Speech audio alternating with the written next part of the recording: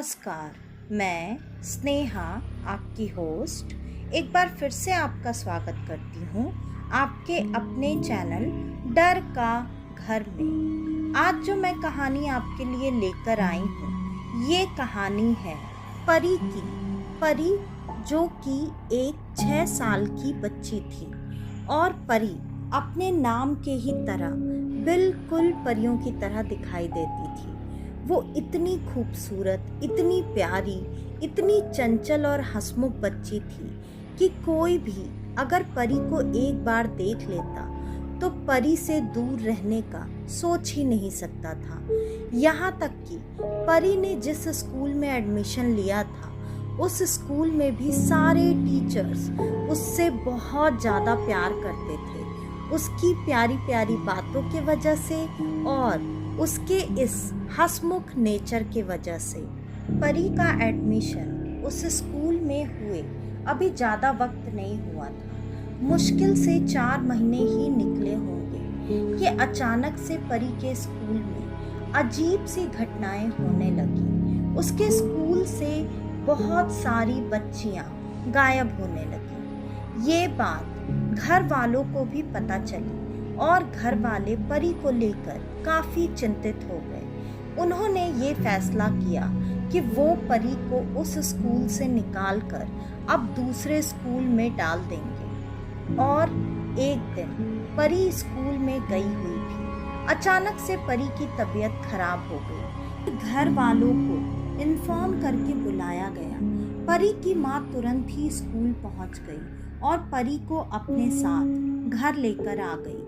परी की तबीयत बहुत ज़्यादा खराब होने की वजह से डॉक्टर को तुरंत घर पर बुला लिया गया। डॉक्टर ने जो भी उनके समझ से दवाइयाँ उनको समझी, उन्होंने वो दवाइयाँ परी के लिए दे दी और वो चले गए ये बोलकर कि अगर परी की तबीयत में सुधार नहीं होता है तो वो 4 घंटे बाद परी का हाल चाल उनको बता दें ताकि वो फिर से आकर दवाइयाँ बदल दें। परी लगभग बेहोश सी बिस्तर पर पड़ी हुई थी और परी की माँ काफ़ी चिंता में थी। परी के पिता भी परी की तबीयत का सुनकर घर वापस आ चुके थे और दोनों परी के पास बैठे हुए थे। रात होने लगी, परी की हालत में थोड़ा सुधार होने लगा। फिर माँ ने परी के मनपसंद का खाना बनाया और परी को खिलाकर सुला दिया, ये सोचकर कि कल सुबह तक परी बिल्कुल ठीक हो जाएगी। अगले दिन सुबह जब माता पिता परी के कमरे में वापस आए परी की तबीयत देखने के लिए, तो देखा कि परी अपने बिस्तर पर नहीं थी, वहाँ परी की डॉल पड़ी हुई थी। और माता पिता अब परी को ढूंढने लगे, क्योंकि परी की तबीयत इतनी खराब होने की वजह से ऐसी हालत में परी कहाँ जा सकती है। पूरा घर देख लेने के बाद भी उन्हें परी का कुछ भी पता नहीं चला। अब माता पिता की चिंता बहुत ज़्यादा बढ़ चुकी थी। वो तुरंत भागते हुए पुलिस स्टेशन पहुंच गए। उन्होंने अपने बच्ची की गुमशुदा होने की रिपोर्ट लिखवाई।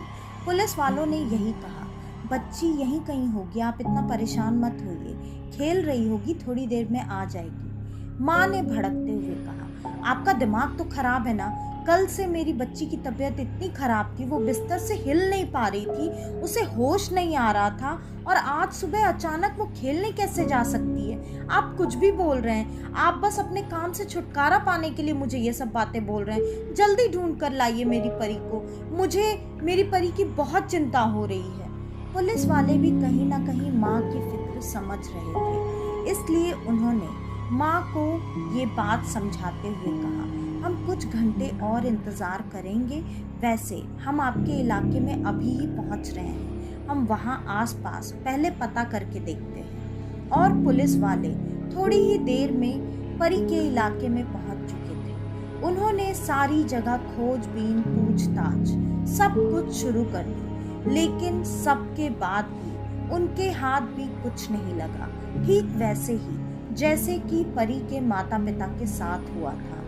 अब पुलिस वालों को भी फिक्र हो रही थी, क्योंकि परी के गायब हुए लगभग 6 घंटे निकल चुके थे और इतनी छोटी बच्ची 6 घंटे तक बीमार होने के बाद घर से दूर कैसे रह सकती थी। पुलिस वालों ने हर मुमकिन जगह पर जांच पड़ताल पूरी जोर शोर से शुरू कर दी, लेकिन परी का कहीं भी कुछ भी पता नहीं चल रहा था। परी की माँ परी के कमरे में जाकर उसकी डॉल से लिपट कर रो रही थी। उन्हें अचानक से ऐसा एहसास हुआ जैसे कि परी के बुलाने की आवाज़ कहीं से आ रही है। वो घर में जगह जगह परी को ढूंढने लगी, लेकिन परी कहीं भी नहीं मिली और अभी भी उनको वो आवाज़ आ रही थी। उनको कुछ भी समझ में नहीं आ रहा था कि उनकी बेटी कहाँ चली गई है। माँ बहुत ज़्यादा परेशान थी, लेकिन बार बार उनके कानों में ये आवाज़ आना, उनको ये बात बिल्कुल समझ में नहीं आ रही थी। उन्होंने अपने पति को जाकर सारी बात बता दी। पति ने कहा, परी के जाने से तुम्हें बहुत ज़्यादा सदमा लगा है, इसलिए शायद तुम्हें परी की आवाज़ सुनाई दे रही है। हमने पूरा घर अच्छे से चेक किया है, तुम क्यों नहीं समझ रही? परी घर में नहीं है। लेकिन माँ ये बात मानने को तैयार नहीं थी। माँ का दिल इतनी आसानी से अपनी बच्ची के गुम जाने पर कैसे शांत बैठ सकता था। माँ के मन में बार बार किसी बुरी चीज़ के होने की आशंका हो रही थी, जो कि वक्त के बीतने के साथ साथ बढ़ती जा रही थी। पुलिस वाले तो परी को ढूंढने में लगे ही हुए थे, लेकिन उसके साथ साथ माता पिता भी अपनी पूरी कोशिश से अपनी बेटी को ढूंढ रहे थे, लेकिन किसी चीज़ का कोई फ़ायदा नहीं हो रहा था। अब रात हो चुकी थी। अब माता पिता की फिक्र बहुत ज़्यादा बढ़ चुकी थी। अब उनके मन में बहुत गंदे गंदे विचार आ रहे थे। उनको अपनी बेटी को लेकर बहुत ज़्यादा डर लग रहा था। लेकिन परी सिर्फ अपने माँ बाप की चहेती नहीं थी, वो स्कूल वालों की, मोहल्ले वालों की, सबकी चहेती थी। जैसे जैसे ये बात सबको पता चल रही थी, सारे लोग परी की खोज में लगे हुए थे, लेकिन किसी भी चीज़ का कोई फायदा नहीं हो रहा था।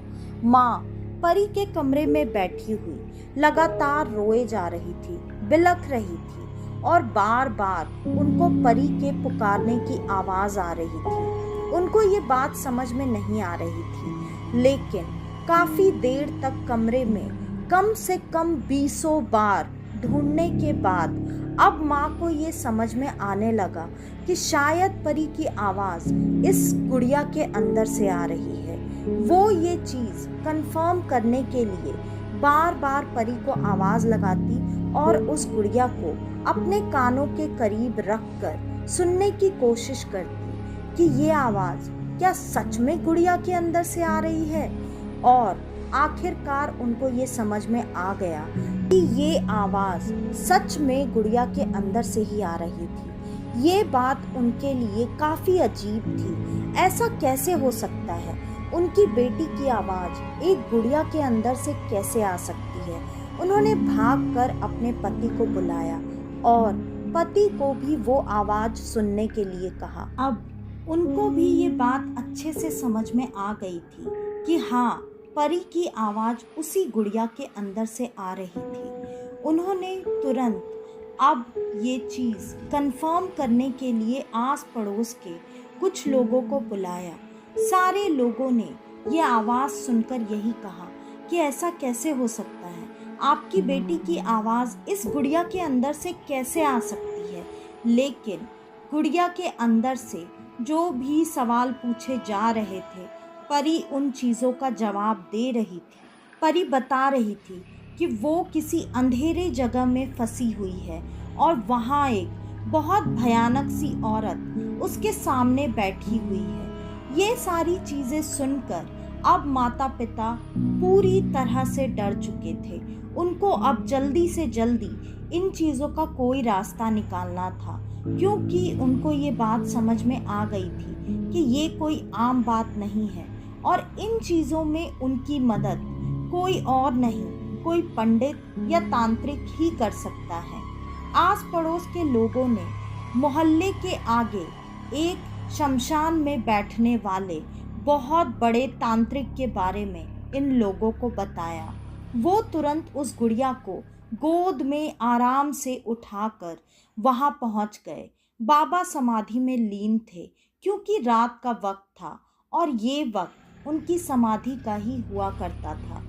उन्होंने जैसे ही इतने सारे लोगों को वहां पर देखा, उन लोगों से पूछना शुरू किया। लोगों ने सब कुछ बता दिया।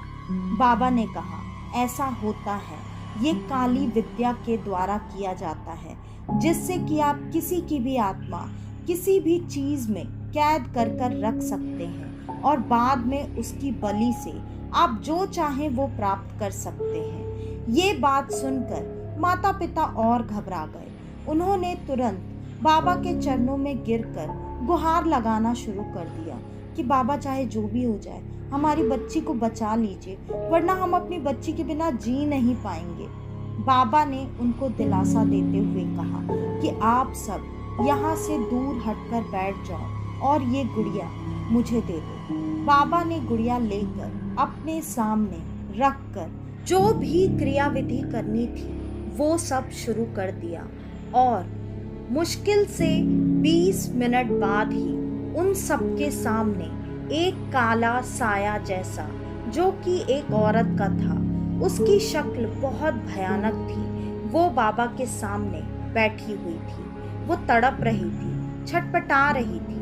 बाबा ने उससे सारी बातें पूछना शुरू किया कि तुम कौन हो, तुमने ये सब क्यों किया, कैसे किया। फिर उसने बताना शुरू किया कि परी जिस स्कूल में पढ़ती है वो वहाँ उसी स्कूल में आया का काम किया करती थी। वो देखने में काफ़ी कुरूप थी, जिसके वजह से लोग उसका बहुत मजाक उड़ाया करते थे। लोग उससे टच होने से भी घिन करते थे। कोई भी उसके पास नहीं आना चाहता था। ये नौकरी भी उसे बहुत मुश्किल से मिली थी। बच्चे भी उसका मजाक उड़ाया करते थे। इसलिए उसने काली शक्ति का सहारा लेना शुरू किया। वो धीरे धीरे सुंदर बच्चियों की बलि देने लगी। उन बच्चियों की बलि देकर वो खुद का रूप सुंदर करना चाहती थी। ये प्रक्रिया करते हुए उसे मुश्किल से 1 महीना ही बीता होगा कि अचानक स्कूल के वॉचमैन को ये बात पता चल गई और उसने ये बात स्कूल के प्रिंसिपल को बता दी और उन सब ने मिलकर उसे उसी स्कूल के अंदर पीट पीट कर मार डाला और उसे स्कूल के पीछे के ग्राउंड में गाड़ दिया। वहाँ पर बाद में बच्चों का जाना मना कर दिया गया क्योंकि स्कूल के सामने भी एक बहुत बड़ा ग्राउंड था। परी एक दिन खेलती खेलती उस ग्राउंड तक आ गई, जिससे कि परी ने उसे जागृत कर दिया और उस वजह से उसने 3-4 और बच्चियों की ऐसे ही बलि दे दी। बाद में बारी थी परी की। ये उसकी आखिरी बलि थी, जिसके बाद उसे विश्वास था कि वो बहुत खूबसूरत हो जाएगी। उसकी खूबसूरती की चाह इतनी ज़्यादा थी कि मरने के बाद भी उसे शांति नहीं मिली थी। फिर बाबा ने बाकी की जो क्रियाएं परी को उस कैद से आज़ाद करने के लिए करना था, वो सब क्रियाएं करके परी की आत्मा उस गुड़िये से आज़ाद कर दी। परी अब अपने माता पिता के सामने थी, लेकिन उनको अभी भी सामने आना मना था क्योंकि बाबा को उस आत्मा को वहाँ से हमेशा के लिए मुक्ति दिलानी थी। बाबा ने अब वो प्रक्रिया भी शुरू की। ये सारी चीज़ें सबके आंखों के सामने ही हो रही थी। वो आत्मा तड़पती रही, चिल्लाती रही और आखिरकार बाबा ने उसे अग्नि के हवाले कर दिया और उसकी आत्मा को मुक्ति मिल गई। फिर उस दिन के बाद उस स्कूल में ऐसा कभी कुछ नहीं हुआ। तो आज की ये कहानी यहीं पर ख़त्म होती है। आपको हमारी आज की ये कहानी कैसी लगी हमें कमेंट करके ज़रूर बताइएगा। और अगर आपको हमारी ये कहानियाँ पसंद आती हैं तो ज़्यादा से ज़्यादा हमारी इन कहानियों को शेयर करें, ताकि हमारा ये छोटा सा परिवार जल्दी से जल्दी एक बड़ा परिवार बन सके। और अगर आप हमारे इस चैनल पर आज पहली बार आए हैं तो हमारे इस चैनल को लाइक, शेयर और सब्सक्राइब करना बिल्कुल न भूलें। Thank you so much. मेरे उन सारे दोस्तों को जो हमेशा टाइम टाइम पे मुझे अपना फीडबैक कमेंट के थ्रू देते रहते हैं। आप सब अपना प्यार और सपोर्ट मेरे साथ हमेशा ऐसे ही बनाए रखें। तो आज के लिए बस इतना ही। मैं स्नेहा, आपकी होस्ट, आज के लिए लेती हूँ अलविदा। कल वापस से आपसे मिलने आऊँगी और आप सबको लेकर जाऊँगी कुछ जाने अनजाने किस्से कहानियों के सफ़र पर, आपका अपना डर का घर में। तो कल तक के लिए नमस्कार।